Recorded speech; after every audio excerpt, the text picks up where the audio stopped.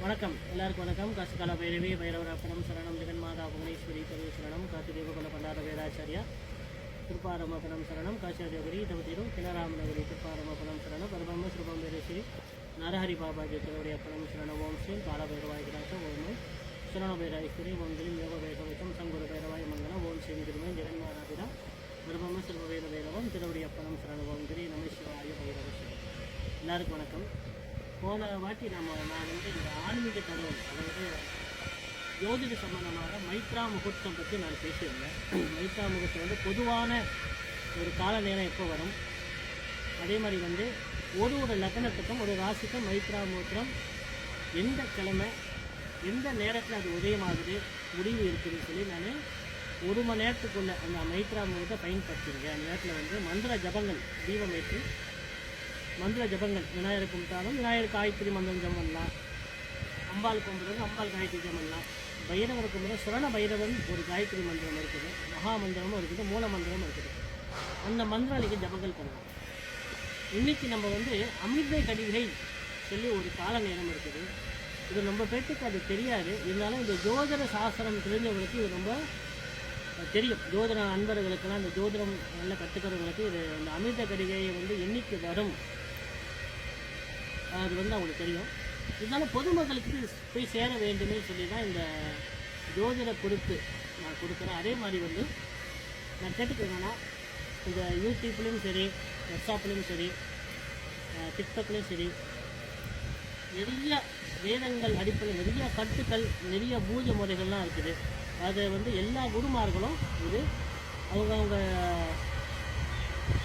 பலன்களை வந்து எடுத்து மக்களுக்கு சொல்லணும்னு ஒரு ஆசை. எனக்கு தெரிஞ்சது நான் சொல்கிறேன். நான் வந்து மற்றவங்களுக்கு குருவாக இல்லை, ஆனால் உபாசனை மார்க்கமாக நான் சொல்கிறேன். உபாசனை மார்க்கம் வந்து உங்களுக்கு தெரியும். நான் சொல்ல வேண்டிய விஷயத்தை வந்து மனதால் நீங்கள் உள்வாங்கி அது உங்கள் மனது உண்மைன்னு சொன்னால் அதை நீங்கள் செய்யணும்.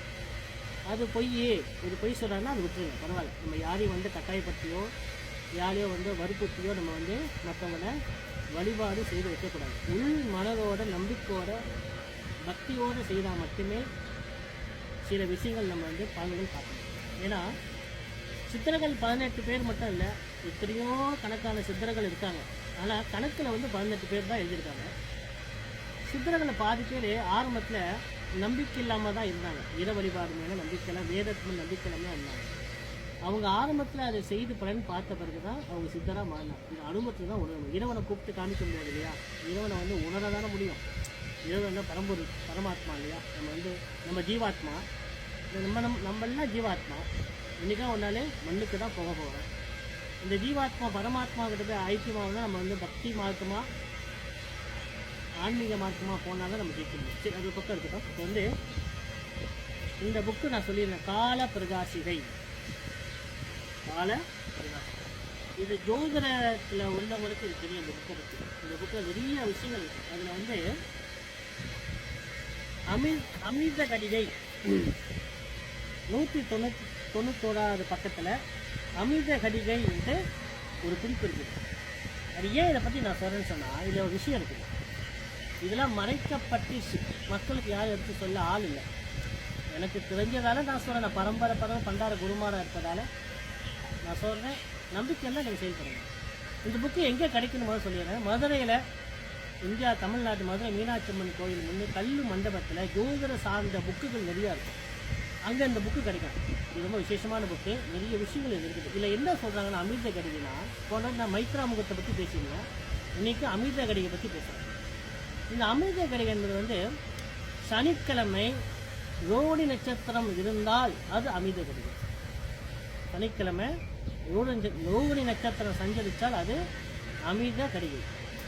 அந்த நேரத்தில் நம்ம ஒரு நகை வாங்கி வைத்து பூஜை பண்ணி அடுத்த வார சனிக்கிழமை நம்ம அணியும் போது நம்மளுக்கு அந்த நகை நம்ம கைவிட்டு போகாது. அதே மாதிரி நம்ம செய்கிற ஒரு பூஜையும் அமிர்த கடிகை நேரத்தில் செய்கிற பூஜைக்கு பல மடங்கு சக்தி இருக்குது. திருப்பி சொல்கிறேன், ரோகிணி நட்சத்திரம் சனிக்கிழமை சந்திக்கிற நாள். இது வந்து வேதத்தில் வந்து சில குருமார்கள் அந்த நாளை தேர்ந்தெடுத்து அந்த நாட்டில் சில ஓமங்கள் ஜபங்கள் செய்வாங்க. அதனால சனிக்கிழமை வந்து ஒதுக்கிறாருங்க. எந்த இரவனும் ஒரு மனிதனுக்கு நல்ல நேரம் கெட்ட நேரம்னு ஒதுக்கலை. எந்த செயலை எந்த நேரத்தில் செய்யணும்ன்ட்டு ஒரு விதிமுறை. இப்போ பாருங்கள், 100 குளிகை நேரம் ஒரு கரிநாள் நேரம், 100 கரிநாள் நேரம் ஒரு அமாவாசை, 100 அமாவாசை சேர்ந்தது ஒரு கிராமம். அப்போ இந்த ராகு காலம் சொன்ன ராகு காலம் 100 ராகு காலம் ஒன்றா சேர்ந்தால் ஒரு குளிகை நேரம், 100 குளிகை நேரம் ஒன்றா சேர்ந்தால் ஒரு கரிநாள் நேரம், 100 கரிநாள் நேரம் ஒன்றா சேர்ந்தால் ஒரு ராகு காலம். இப்போ கிராணம். இப்போ இந்த ராகு காலத்தில் செய்கிற பூஜை வந்து விருத்தி ஆகிட்டே போகும். ராகு காலத்தில் செய்கிற